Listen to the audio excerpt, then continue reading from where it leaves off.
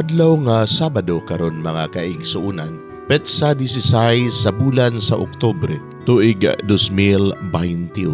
Ang pagbasa kinutlo gikan sa Ebanghelyo sumala ni San Lucas, kapitulo 12, bersikulo 8 ngadto sa 12.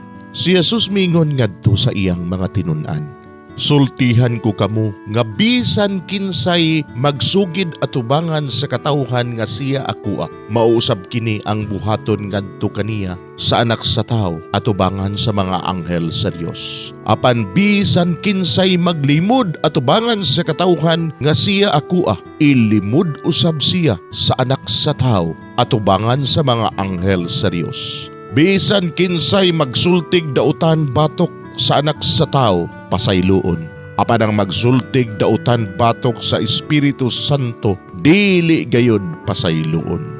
Kung ikiha kamo nila didto sa mga sinaguga o atubangan sa mga gobernador o mga pangulo, ayaw kamo kaguol kung unsaon ninyo pagpangatarungan o unsay inyong isulti. Kay inigabot ni anang panahuna, tudluan kamo sa Espiritu Santo unsay angay ninyong isulti. Mga igsuon, ang Ebanghelyo sa Ginoo.